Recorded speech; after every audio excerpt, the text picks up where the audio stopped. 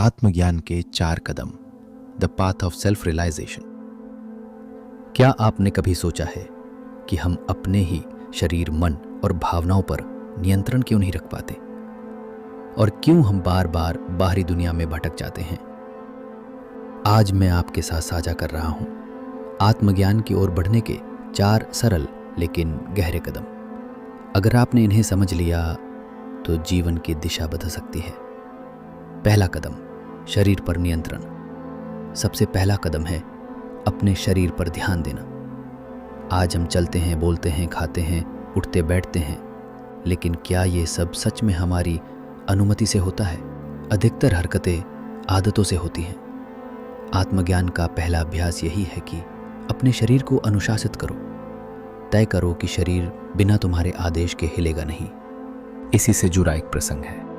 एक दिन भगवान बुद्ध अपने भिक्षुओं से वार्तालाप कर रहे थे। तभी उन्होंने देखा कि एक भिक्षु बार बार अपना पैर हिला रहा है। बुद्ध ने पूछा, तुम अपना पैर क्यों हिला रहे हो? भिक्षु ने उत्तर दिया, गुरुदेव, ये तो अपने आप हिल रहा है, आदत से। तब बुद्ध मुस्कुराए और बोले, अगर तुम्हारा शरीर तुम्हारे नियंत्रण में ही नहीं है तो कल अगर तुम्हारे हाथ में तलवार आ गई और वो किसी का गला काट दे तो क्या तुम ये कह दोगे कि ये मेरे हाथ ने अपने आप किया? याद रखो, आत्मज्ञान का पहला कदम है अपने शरीर पर नियंत्रण। छोटी सी प्रैक्टिस, रोज कुछ मिनट बैठो। अपना हाथ तभी उठाओ जब तुम सचेतन निर्णय लो। पैर तभी हिलाओ जब तुम खुद तय करो।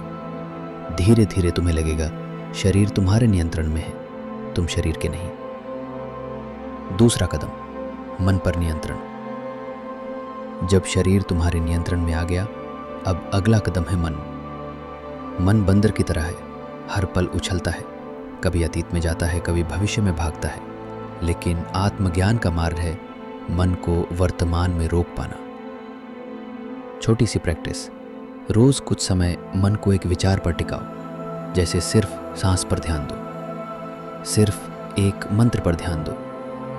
धीरे धीरे मन भटकना कम करेगा। तब तुम कह सकोगे, मैं मन का मालिक हूं, मन मेरा मालिक नहीं। तीसरा कदम, भावनाओं पर नियंत्रण। जब मन साध लिया, अब तीसरा कदम है भावनाओं पर विजय। हम गुस्से में बह जाते हैं, वासना में फंस जाते हैं, दुख में टूट जाते हैं, लेकिन जिसने भावनाओं को नियंत्रित कर लिया वो भीतर से अडिग हो जाता है। छोटी सी प्रैक्टिस, जब गुस्सा आए तुरंत प्रतिक्रिया मत दो। जब वासना उठे अपनी ऊर्जा को ध्यान में बदल लो। जब दुख आए उसे गवाह बनकर देखो। धीरे धीरे तुम जान जाओगे भावनाएं सिर्फ लहरें हैं और तुम उस समुद्र के किनारे खड़े दर्शक हो। चौथा कदम, ईश्वर की कृपा। अब आता है चौथा कदम, जो तुम्हें खुद नहीं चलना। जब शरीर, मन और भावनाएं तुम्हारे वश में आ जाएं, तो चौथा कदम भगवान खुद तुम्हारे लिए उठाते हैं। अगर आपको हमारी ये कहानी पसंद आई हो तो कमेंट में ज़रूर बताइए, और हाँ, सब्सक्राइब करना मत भूलिएगा ताकि अगली कहानी सबसे पहले आप तक पहुँचे। आपके मन में कोई सवाल है या कोई ऐसा विषय जिस पे आप चाहते हैं हम कहानी बनाएं, तो हमें कमेंट में लिखिए, क्योंकि